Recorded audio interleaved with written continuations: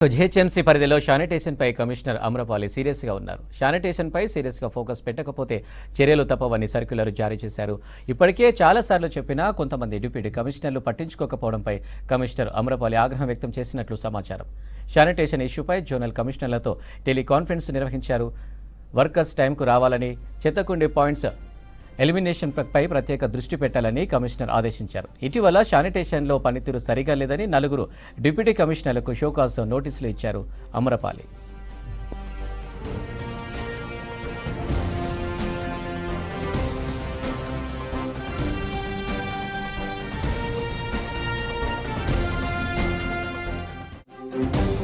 Right, sanitation పై బల్దియా commissioner focus. ఇతర అంశాలకు సంబంధించి మరిన్ని డీటెయిల్స్ శ్రవణ్ లైవ్ లో అందిస్తారు. శ్రవణ్, 4 జోనల్ కమిషనర్లకు నోటీసులకు సంబంధించి వివరాలేంటి?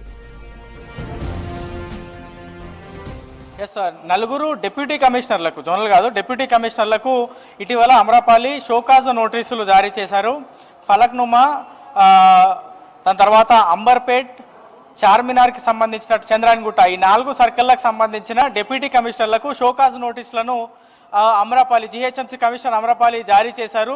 దానికి ప్రధాన కారణం ఏంటంటే రోడ్ల మీద వర్కర్స్ సరిగ్గా వచ్చి టైంకి వచ్చి ఊడవకపోవడం, చెత్తకుండి పాయింట్ల దగ్గర విపరీతంగా చెత్త పేరుకపోవడం అనేటువంటి అంశాలపైన ఆ 4 డిప్యూటీ కమిషనర్లకు షోకాజ్ నోటీసులు జారీ చేశారు. గ్రేటర్ హైదరాబాద్ వ్యాప్తంగా విపరీతంగా అంటే గార్బేజ్ వల్నరబుల్ పాయింట్స్, అంటే చెత్తకుండి పాయింట్లను గార్బేజ్ వల్నరబుల్ పాయింట్స్ అంటారు.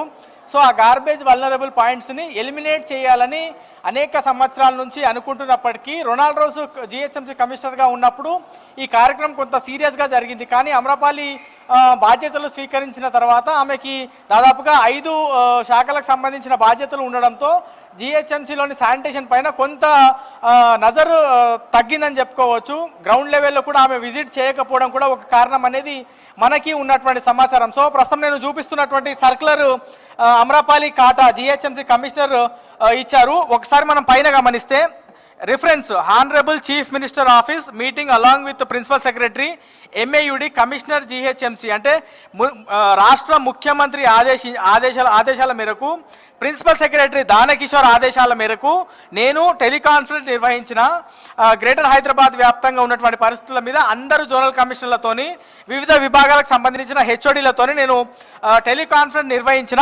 అయినప్పటికీ కూడా మనం ఒకసారి ఇది గమనించవచ్చు. Kindly attention in drawn cited wherein brought in time and again అంటే ఒక్కసారి చెప్పినా మీరు పని సరిగా చేయట్లేదు, అందుకని మళ్ళా చెప్తున్నా నేను. Deputy commissioner to attention that the sanitation workers group, అంటే రోడ్లో ఊడ్చేటువంటి వర్కర్స్ గ్రూప్ ఉంటుందో వాళ్ళతో పాటు పర్మనెంట్ స్టాఫ్ ఉంటారు, స్వచ్ఛ ఆటోకి సంబంధించిన డ్రైవర్లు ఉంటారు, వాళ్ళందరూ కూడా డైలీ టైంకి రావట్లేదు, పిన్ పాయింట్ ప్రోగ్రామ్ జరగట్లేదు, it's not happening properly and absenteeism is on daily basis unchecked.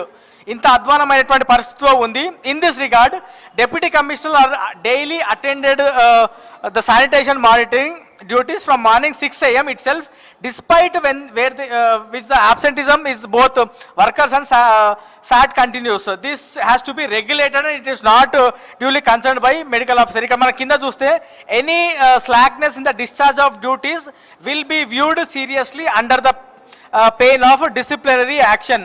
So ఇంత సరిగ్గా పని చేయకపోతే ఇప్పుడు 4 డిప్యూటీ కమిషనర్లకు షోకాజ్ నోటీస్ ఇచ్చాను, మళ్ళీ ఇదే రిపీట్ అవుతే మెమోలు జారీ అవుతాయి అనేటువంటి అంశాన్ని కమిషనర్ సీరియస్గా చెప్పేటువంటి ప్రయత్నం చేశారు.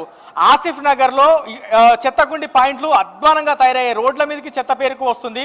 నాంపల్లి, గోషామహల్, చార్మినార్, బంజారా హిల్స్ లాంటి ప్రాంతాల్లో కూడా చెత్తకుండి పాయింట్లను పట్టించుకునేటువంటి పరిస్థితి లేకుండా పోయింది. రీసెంట్గా మెడికల్ ఆఫీసర్గా, మెహదీపట్నం మెడికల్ ఆఫీసర్గా ఎయిజాజ్ కాసిం బాధ్యతలు చేపట్టారు. ఆయన ఫీల్డ్ విజిట్ చేయట్లేదు అనేటువంటి విమర్శలు వస్తున్నాయి.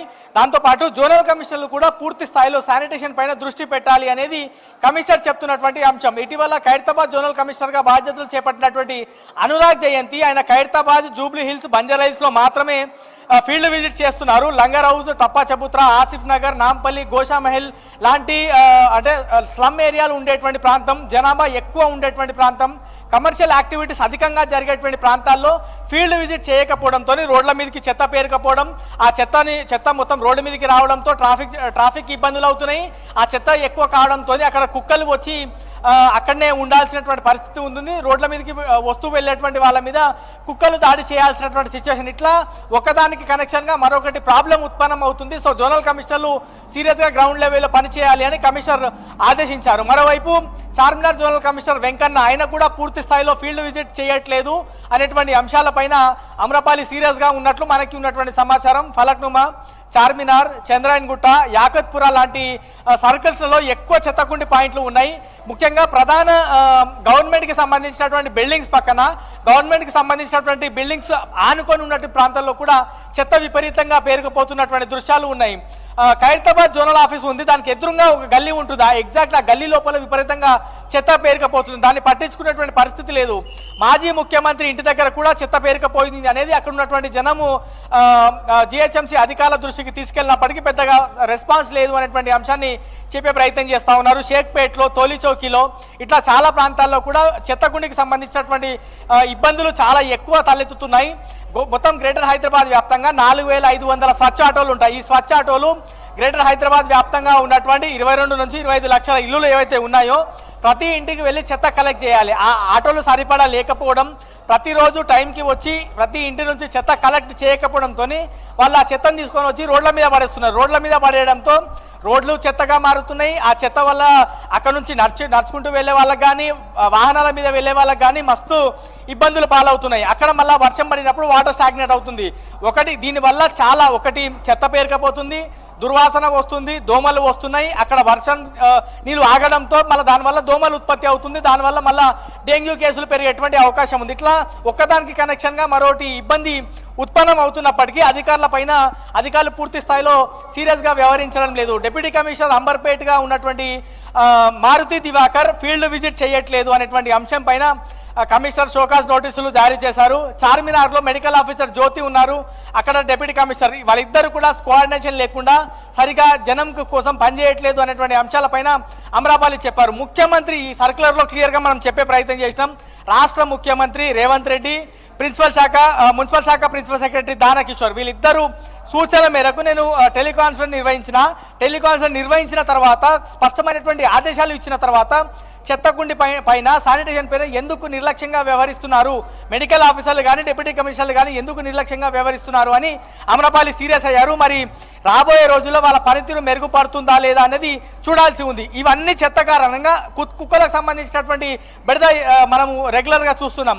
ఆ కుక్కలకు సంబంధించినటువంటి బెడద, అక్కడ నుంచి వస్తూ పోయే వాళ్ళ మీద కుక్కలు చేస్తున్నటువంటి అటాక్, ఇవన్నీ కూడా రెగ్యులర్గా వార్తల్లో ఉన్నాయి. ఇప్పటికైనా జోనల్ కమిషనర్ అధికారులు కళ్ళు తెరవాల్సినటువంటి అవసరం ఉంది. గతంలో మెడికల్ ఆఫీసర్గా, శానిటేషన్ అడిషనల్ కమిషనర్గా పనిచేసినటువంటి ఉపేందర్ రెడ్డి ఇప్పుడు షేర్లింగంపల్లి జోనల్ కమిషనర్గా ఉన్నారు. ఆయన కూడా సరిగా ఫీల్డ్ విజిట్ చేయట్లేదు అనేటువంటిది అమరపాలి దృష్టికి వచ్చింది. కుకట్పల్లి జోనల్ కమిషనర్గా అపూర్వ చౌహాన్ ఆయన కూడా కొత్తగా బాధ్యతలు స్వీకరించారు. ఆయన కూడా సరిగా ఫీల్డ్ విజిట్ చేయట్లేదు అని అమరపాలి దృష్టికి వచ్చింది. ఇట్లా అందరూ జోనల్ కమిషనర్లు దాదాపుగా ఒక సికింద్రాబాద్ మినహాయిస్తే మిగతా జోనల్ కమిషనర్లు అందరూ కూడా పెద్దగా ఫీల్డ్ విజిట్ చేయట్లేదు అనేటువంటి విమర్శలు వస్తున్నాయి. ఎల్బీనగర్ జోనల్ కమిషనర్ హేమంత్ పాటిల్ కూడా అప్పుడప్పుడు మాత్రమే ఫీల్డ్ విజిట్కి వెళ్తున్నారు అనేటువంటి అంశాలు అమరపాలి దృష్టికి వచ్చాయి.